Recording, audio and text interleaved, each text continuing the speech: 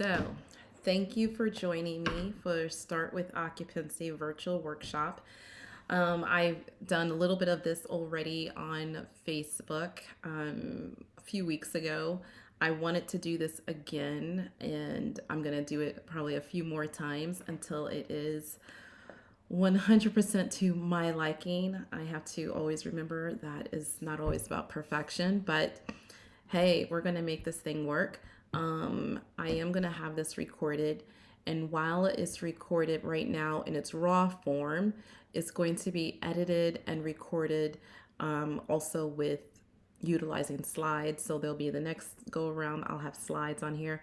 I think what my goal, and you tell me what you think, I'm thinking that this is the questions that I get all the time is how do I start? Where do I start? What do I do? And there's people that's really on the early stage. And so that's what made me think about doing this particular workshop. While I am not the expert, and you'll hear me say this over and over again because I do believe in people staying in their lane and I do believe in transparency and integrity and authenticity. I am not the person who is the compliance.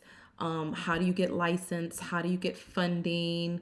How do you negotiate this deal and that deal? While, yes, I do have experience in finding locations for businesses, I did it for Avis and Budget and helped new business owners, independent operators find their location and get them going in their business. So, yes, that is my background, it is in my repertoire.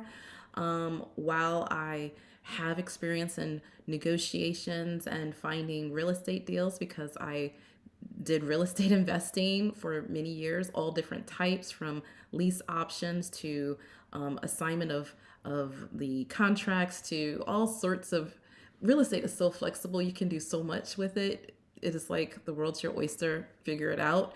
So I have experience there. Yes. Where I am not, and do I know where I'm not experienced in is licensing, but do I know enough to know some of the things you're supposed to do and not do? Yes. But knowing enough is not good enough. You need to know your stuff when it comes to this because it could mean more money on your part.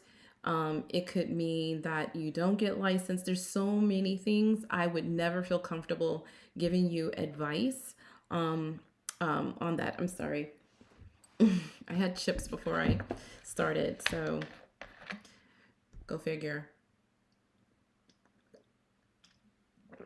So anyway, so that is the thing. I'm not going to give you advice and tell you things that is without me knowing that that is true, correct, and it's not going to cost you in the end. This is too great of an investment for you to be with someone who doesn't have the credentials 100% for the phase of your business that you're in. And that is what I want to encourage you. A part of the Start with Occupancy is understanding, number one, that you're going to need a mentor. Can you do it? Yes. There's so many little pieces and so many moving parts. Having a mentor is really important. So paying for a business consultant to get you licensed, I think would be a good investment. Personally, I do. I would, if I was doing it and I have years in experience in the business, I would still do it because things change with the rules and regs all the time. And you want to make sure that you're not spending, your money and your time and your effort, because time is money. And so having someone who is well versed is good. So with that all said, I'm going to go right into the training so that anyone who comes and they want to soak up the information and knowledge totally free for right now, they can while I get my stuff together. so definitely do that. Sometimes you'll have to hear it over and over again. And as I reiterate this and perfect it, that is why I'm doing it, and I'm not charging you. Again, that's my integrity and my transparency. While I have all the information, I know what to do and things like that. But right now, I'm working through the messy middle, and so we're gonna do that, no problems. Um, and then eventually, this will be cut, spliced, put together in a beautiful package with resources and things like that, which you will also have access to as you're going through this with me. And then it'll be for a small fee. It's not going to be a whole lot, but it will be for a fee.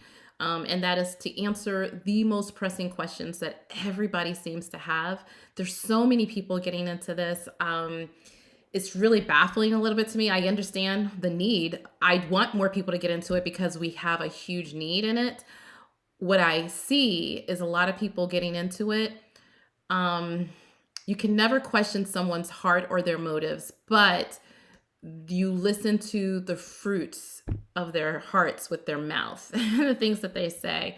And so that's where I'm a little bit baffled where people, I don't know, they have this misconception of what providing assisted living is.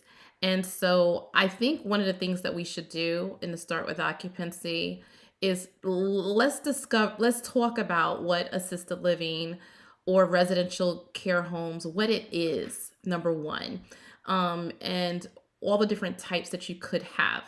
So we're going to kind of start there. And then tomorrow, we're going to go more into the market analysis, understanding your market. And then on Wednesday, we're going to go more into the competitive analysis because everything in this business is so many different layers. There's so much depth to it. One class to me is not going to get you there. One boot camp, I mean, you just can't. There's just too much to it. And there's too many questions, too many different things that come up. And what I'm going to try and do, even in my content, is bring to you not only just my experiences, but the things that I'm seeing that people are going through. And I think as you're opening up your location, not knowing that these are some of the things that you're going to have to deal with. And so that's kind of what we're going to talk about. So let's start with, hello, my name is Tiffany Hill Allen. I am a 12-year veteran inside senior living, and that includes everything from working in assisted living and memory care and memory support care buildings or communities. And then it also covers me becoming a regional director of sales and marketing, overseeing anywhere between 10 to 13 and dotted line up to 15 communities in multiple states sometimes. So having multi-state experience is great because everything's a little bit different in each state, but the core of what you do is the same no matter where you are.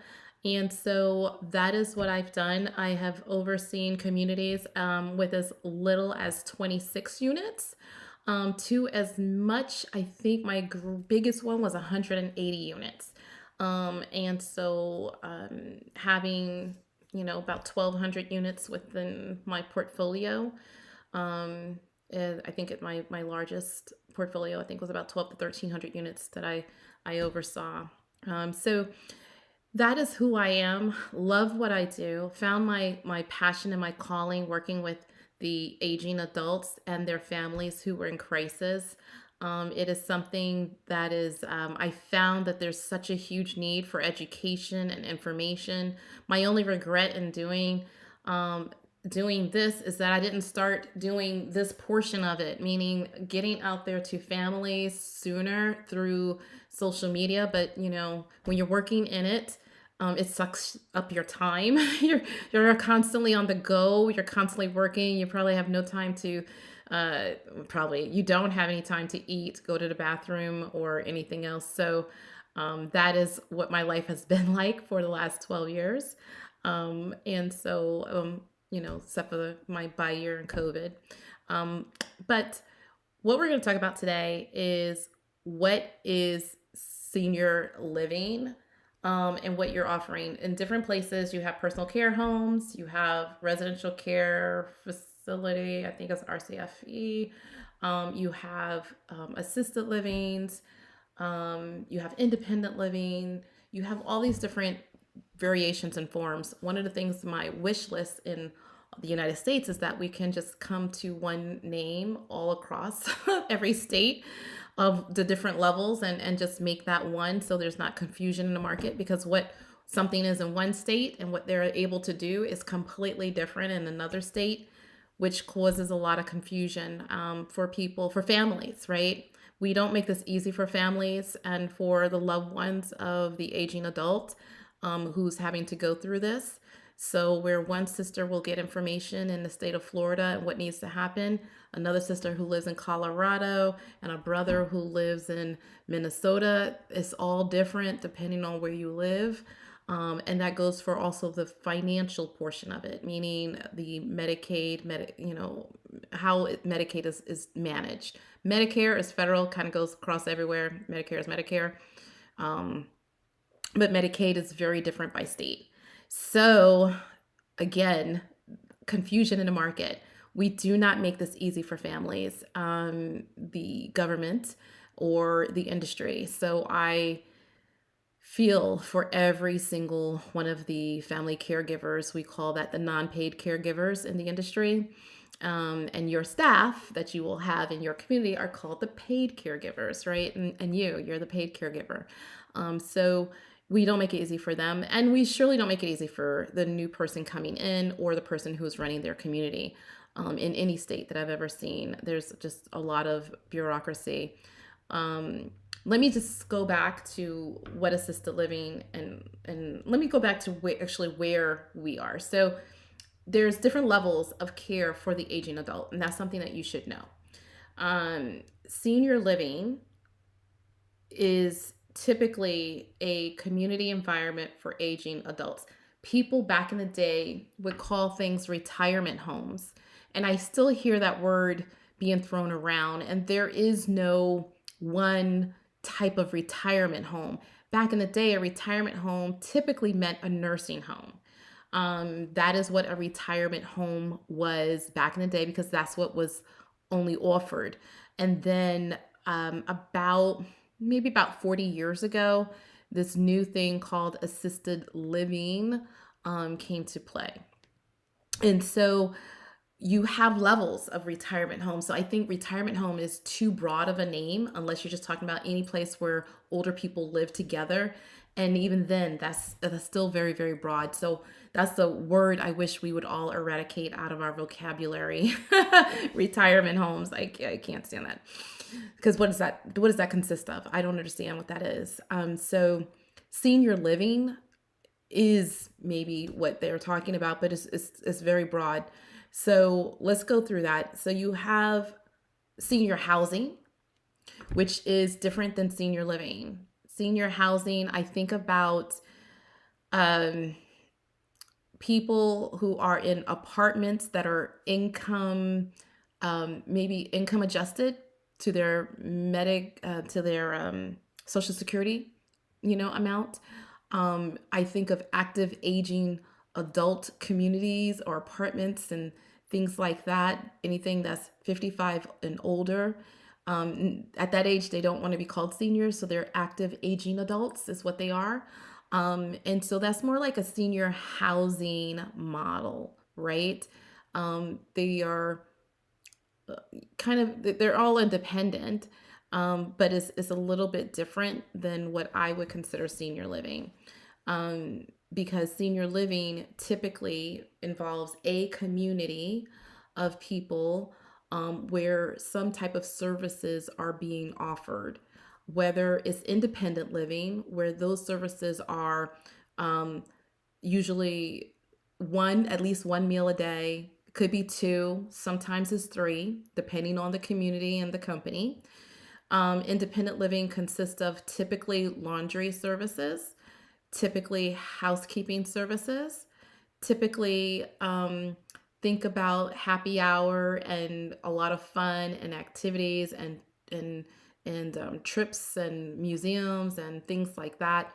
Also transportation, going to shopping and the groceries, shopping clothes shopping, but also grocery store shopping, things like that.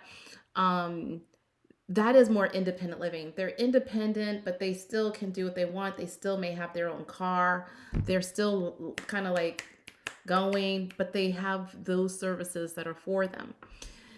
And people tend to love that thing. A lot of entertainment comes in. It is the type of that type of model.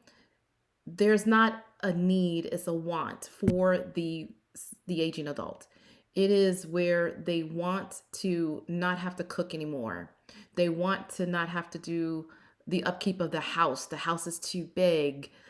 They want to be in a social environment to keep their brain healthy. Those are the things that an independent living community would want to do. And I'm going to take a break because I know you're like, oh my God, she's talking, right? So I will tell you that if that is what you're going to offer for people, that there is a longer sales cycle typically for that type of business. Um, Unless it's a lease up, right? If it's a lease up and you have a beautiful building, it's brand new, it's really exciting, then it's incumbent upon your salesperson to really hit the ground running to get that filled. But typically people start looking ahead of time and they, once you're up and going. And so that sales cycle is a little bit longer. You have independent living supportive services. This is where someone who is independent and they start to need more services than a typical independent would offer. They're not quite assisted living, or sometimes they could be, but outside third-party vendors can come in and service the needs of that person in their care, so that you could so that they could still live in that environment. So you think about, that's where home health comes in, the home health agencies, where the physician places orders and says they need physical therapy to maybe mitigate the falls that they're having, or occupational therapy because maybe their eyesight, and they need to know how to navigate, things like that. Maybe nursing services. In case they needing something that has to do with nursing, with maybe edema or pulmonary disease, things like that a nurse could possibly do, diabetes, things like that, right? So those are third party, can come in and do those services. Also, if it is slight confusion, then maybe a home care aide. That's another confusing part of the healthcare industry. We call it home health. Both of them are home health and they're really not. One is home health agency, one's home care, but that's a whole nother subject. So the home care is where someone is a private sitter and they might help that person, again, if they're falling or if they need help with bathing and things like that. Because in an independent living community, you do not have a nurse on staff. That is not what you have. So when you do an IL light, or AL light or IL support, that's kind of like the same thing. Assisted living light or an independent living support is that in between person, and that's what is designed to do. So you have some communities that are independent living, but they tend towards the independent living supportive services, where it's third parties and no one at the community is managing their care. Families are still managing all of the care and paying for it outside of their own pockets separately. You have nothing to do with that. Then you have assisted living. So assisted living is when you actually need assistance and there is a care plan. A physician, depending on your state, typically has to fill out a form that says these are the services, the care that this person is going to need. And so with that, it could be anywhere from, and they call the care is activities of daily living. If you kind of get that in your head, that is what it's called. Otherwise in the industry known as ADLs, right? Activities of daily living. So you have, that could be bathing, that could be dressing, that could be with mobility, that could be with nutrition, meaning that they need help with their meals. That could be transportation. It could be medication management, any of those things. And it's all in a care plan. You have people with different care plans.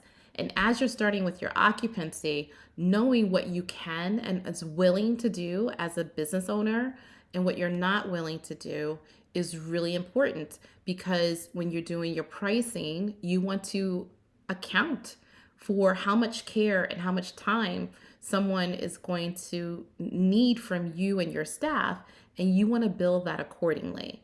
I had one lady one time tell me she wanted to have she had two houses, and she wanted them to be where the people were bed bound, and she said that she just thought that they could just lay in bed and she can have these people in the house and she can charge. And I'm like, you want a whole community of nothing but bed bound residents? That is not a good idea. Is such not a good idea, because there's so much that can go wrong. The liability, maybe because I'm still on the big box side, but I see liability. I see things that people can sue you for. I see opportunities for bed sores. I see, in case of emergency, how you're going to get all of those people out in a certain amount of time. It was just not a good idea. And she had an idea that if everybody was asleep at night, she could go home because they were all bedbound. And I'm like, no, ma'am, that's not how assisted living work. So, like I said, people are coming into this with so many different ideas, and that is just, quite frankly, kind of on the scary side. And so that's why I really want to do this. So, assisted living, people need some form of assistance. You need to be able to think about that before you open or before you figure out what you want to do. Also, before you get your location. I've seen more than one person, and I've said this before, where they have multiple stories. Even big boxes have multiple stories, and that's okay, but they have elevators and they have, staff, lots of them, to help people come down. They have systems where maybe people who are, sometimes the people who have the least mobility are sometimes on the lower floors. Like, there's things that you put into place for stuff like that. But when you have a house and you don't have a chairlift and you have two stories, you are really giving an opportunity for a barrier for a family to move in. So you have to think about that. Like, yes, can you do it? Is it by reg statement okay to do it? Absolutely. Is it something you want to do for revenue purposes? No. No, you don't, because you're giving people a reason to say no, and that's not what you want to do. You're wanting the, things to say yes to, and it's going to be easy. You have to think of yourself as the family member of your loved one who's moving into a community. What would you want? And would you want your 95-year-old mother going up and down the stairs every day when she probably hardly even gets out of her own bedroom or her living room, and maybe goes in 2 rooms or 3 rooms or 4 rooms in her own house, and don't do that type of exercise and activities? The other thing is that if something happens to that person where they're needing more additional care and their mobility is a little bit compromised, then you're going to have a move out. So when you start looking at homes, you got to look at these different things and put yourself into the place of someone who is 80, 85, 90, 95, nowadays 105. And what would they need? So those are the things that you have to think about before you do anything, when you're thinking of these great ideas. And then you have your memory care support. Your memory care supportive community is a community that really says what it says. It has supportive memory care. As an owner, it is incumbent upon you to make sure that your staff is well educated on is well educated on what needs to happen in terms of how to handle someone who has dementia. So there's a cost that should be incurred there when you're doing your expenses, because your people need to be trained. And it's not enough to say, well, I'll hire people who comes from another place that's already trained. You don't know what their training is. I'm just being honest. A lot of like people by state law have to do certain amount if they're coming from a big box. But does that mean that they practiced it? Practice it? Does it mean that the training was quality? Did they go through an online system and just press click, click, click and never really learned it? What kind of care do you want to give to your residents? And if you're going to give them subpar care, but then charge the highest rate in the market, you're going to be outed eventually. And it just doesn't work like that. So can it happen? Absolutely. Do people do it? Absolutely. But every time that type of stuff happens, it's a black eye to the industry. And that's where I see people on Reddit. That's where people see on Instagram comments talking about never put your mother or father into one of those places. Well, why would they say that? It shouldn't be like that. It should be like, this is the thing that you should do as a family caregiver to help alleviate the stress sometimes that can happen in caregiving, or at least give you some type of temporary reprieve, because you should offer that for families if you have the space available. And so we want to up level the care in our industry.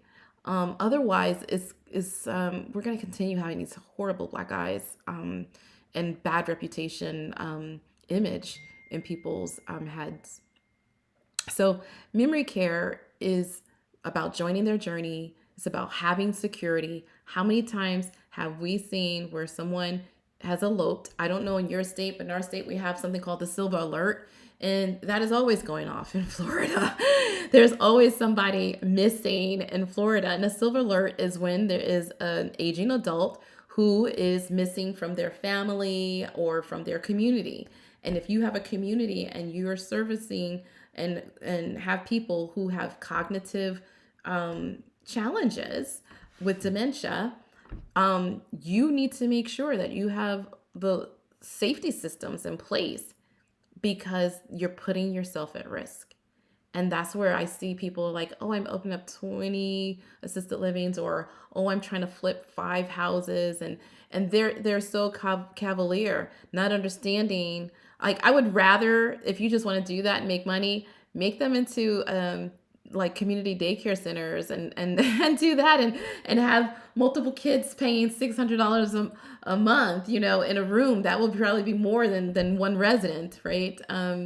I don't know, depending on how many kids you have. But the thing is that that would be better, because you're not just dealing with the same type of liability as you are having a daycare center, but you also have a population of people who's more vulnerable to different things that children are not. While you might have children with asthma and different things like that, or certain things that is a risk with children, what you don't have is someone having a fall and then a family suing you. You don't have someone who who has a bed sore, or someone for any reason, all these different things that can happen. You are dealing with a very frail population. And if I can get anything over to people like that, like to understand that, that's what I want. I understand the business side of it and wanting to do it and doing it, but make sure you're in it for the right reasons. So when you're starting with occupancy, understand the risk. There was a guy here in Florida, a woman moved in, and she ended up developing a bed sore. She moved in and it got so severe. I think within 2 months of her moving in, she died. And they got sued, and I think it was the largest award in the state of Florida for negligence, because it was so negligent. And I don't know that it was. I don't know the degree of negligence, meaning, like, I know it was bad negligence, but I don't know the intention, is what I'm trying to say. Was it truly negligent intention, or people who just didn't know what they were doing? And it was a $12 million award. $12 million. I'm not saying that to scare anyone, but I want people to go into this understanding that you have to be in this for the right reasons. You know, um, you have to be in this for the right reasons. When I worked for the big boxes, they always got sued, and they always had insurance, and they were able to settle. And I've seen anything from $100,000 settlement all the way up to $5 million settlement. And so you want to make sure you understand that. And so starting with occupancy, number one is understanding the risks that you're doing and understanding the population that you're serving. Understanding, do I want to do more independent living so I don't have that type of liability? Then do I want to do a personal care home or do a residential assisted living, which is going to have a more liability, or up the liability higher and do a dementia care community? The liability is going to be a little bit higher, right? Because you're dealing with people now who really need a lot of guidance and more support. And also then you also need more type of staffing, a different type of staff. And usually your staff in a memory care community is going to be more in terms of like where assisted living might be like 1 to 18. You can almost have to, can do that, especially in a bigger community, where in memory care it's like 1 to 8.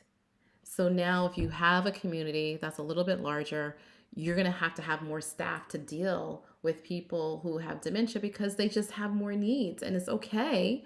And we need it. Don't get me wrong. There's a big opportunity there. It's just that you just have to understand when you're starting out, who do I serve? That's what the whole idea of Start with Occupancy is. Who am I going to serve in my community?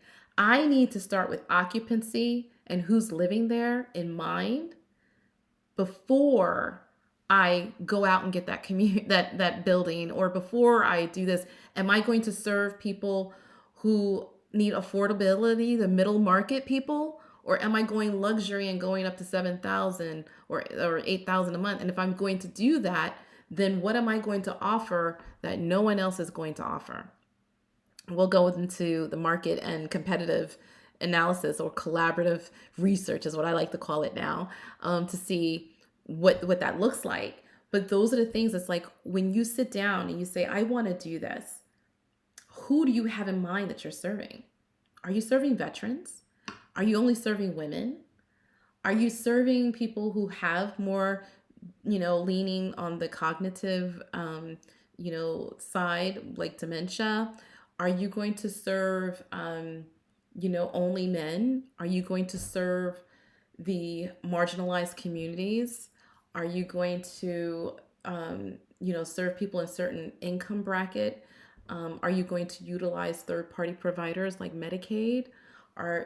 Like, what do you want to do? And what I find is people like, I just want to do this. Let's get licensed. Let's go. And then they think about who they're going to serve. And that's not how to do it. Because if you think, oh, I want to make it affordable, I want to have Medicaid, but I only have 7 units in my home. Well, are you going to even make enough money to be able to cover the expenses? There was a place in Georgia that just went out of business. All the people had to vacate because the lady couldn't pay the bills. And so again, that is where starting with occupancy matters. So we have that. So what should you start looking at when you're looking at that, the whole starting with occupancy? We talked about who you're serving, right? Independent living supportive services, assisted living light, which is the same thing.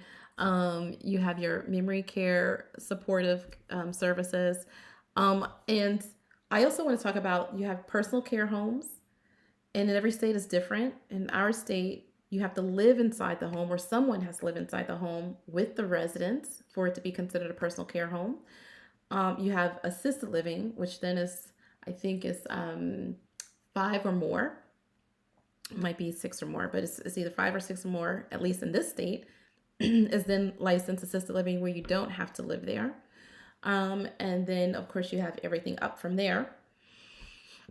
And in other states, some states you have to have in your personal care home, or small assisted living with eight apartments, or I call it apartments, but 8 rooms for 8 residents. You still have to have a full sprinkler system in there. In other states, in order to become an administrator, you have to have a bachelor's degree. You like, I think it's California, or at least some form of schooling, at least 2 years. Understanding what is what your state regs are. So when you're starting with occupancy, not only understanding who you're trying to serve, what is your thought process, and what is the need, which you can only know when you start doing a market analysis and a collaborative research report or analysis, and then then you can start looking at then the regs, because every state has their regs, and there is a checklist. I have a basic checklist I'm putting together for you that is going to kind of give you just high level of the things, like, what is going to be the room and bed breakdown, documentation, checklist for pre-licensure, for the building, fire drill. Do you have your fire drill book? You have your register book? Do you have your schedule for staffing? Like, these are just a general checklist of all the different things. I put together what's in your apartment. Do you have a thermometer in the freezer or refrigerator? Inside an apartment, if you're doing more independent living, right? Is there a nightlight in the bathroom? Is there an exhaust fan in the bathroom? All these different things that you can do. Um, you know, Equipment for the kitchen, just stuff. So I'm just gonna. It doesn't say that it's required in every state, but it's a checklist to kind of like, you can then say not applicable, or you can say yes we have, or no we don't. But it's just something that to make you brainstorm. So I'm gonna have that for you. It's going to be in the link below, when I finish with it, which should be in the next couple of days. So it should be there. Come back and you'll see it. Or you can always reach out to me and DM me by. I read the comments, number one, too. So if you put comments down below, I'll see that. But then you can always DM me on Instagram, at Tiffany Hill Allen, and that's my handle on Instagram. And then also you can private message me on Facebook at Start with Occupancy, and that's our Facebook page. And you can also private message me there. And so either one of those places, once I can get your email address, I can also send these out to you as well. So hopefully this has been helpful. At least it's the things that you're going to start looking at when you are beginning, right? So knowing what kind of community you're going to have, anywhere from independent living all the way to memory care support, knowing who you're going to serve. Are you going to niche down a little bit? I will tell you from my experiences that when you do niche and when you are clear on your message, when you have an establishment of who you are and who you're serving, it is going to be a lot easier for you to do the marketing, and it's a lot easier for you to communicate to families what your unique differences are in the market, where then you can get families in. And depending on how you make the uniqueness and you're able to communicate the differentiation, could also lift up your rates, right? Think about it. You can go to a hotel. Anybody can go to a hotel, and hotels have different things, whatever have you. But when you go to a bed and breakfast, it's a little bit different, right? A bed and breakfast may be typically a little bit higher than a hotel because it's a little bit more intimate. Someone is cooking you breakfast. It's a different experience. When you go to a resort usually have a resort fee because they have amenities, right? So, and their fees are a little bit higher because they're specialty. Whenever you go and you drift into a specialty market, you can then possibly, depending on what that looks like, is increase rates. If you are looking at maybe keeping a flow, meaning of leads in or nurturing people, then maybe you can offer some ancillary services. And when we say ancillary, we mean secondary, right? So I look at things like, and this is just me, so sue me, um, but like HelloFresh, right? Or what's the other one? They deliver meals to the home. If you already have a commercial kitchen, if you're already licensed, why could you not make that a a service that's in your community? So and so assisted living, you can sign up for this because I already have people cooking, kind of get some extra money for that, and then have a meal delivery service for seniors in your area. So now they're getting familiar with your community, they're getting familiar with your food, they're getting familiar with some of your staff, whoever does the delivery, and of your culture. If you're there on the delivery service, they might be able to come in and drop by and visit. Or if they're on the delivery service, then maybe you can offer the family temporary short-term stay when they go on vacation, and you have a special rate for them for that.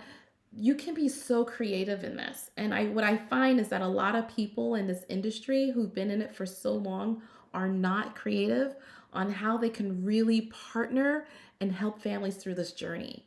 And never forget, at least I never forget, and I encourage you to never forget what your why. When you're starting with your occupancy, understand your why. Understand why are you doing this? And understand that this is not a commodity. This is a service-based business, and you are dealing with people, and you're usually dealing with people sometimes at some of the worst times of their life. Think about that first day, if you ever had a child, that you had to drop them off at daycare. That very first day. What was that like? Or that first day that you had to watch that kid at 5 years old, so cute, walking into that big old school with the big kids, and you're just gulping like, you're like, oh my God, my baby, and you think about the emotions that come up and out of that. And then now think about people who have relationships, sometimes complicated relationships with their loved one, their parents, sometimes very close and intimate relationships that they just cherish them. And they're in this crisis mode where they have to make a decision to now downsize their house, get them out of their situation. There's so much emotions that go through this that I want you to also be aware of. It is not cut and dry. And anyone who tells you that it is, they're not being authentic and honest with you. It is not cut and dry. So as you're looking at getting into this industry, as you're looking at getting to this as an investor, never forget that this is about people. This is about people. This is about people and their complex lives and complex relationships and complex health at the time that they're doing it. It is not cut and dry. So with that, if you have any questions, put it in the comments below. You can always find me on Instagram. You can find me on Facebook, Start With Occupancy, Instagram. You can actually click the bell. I don't know where it's at, but click the bell for alerts when I have other trainings that are coming up or videos, as well as the podcast.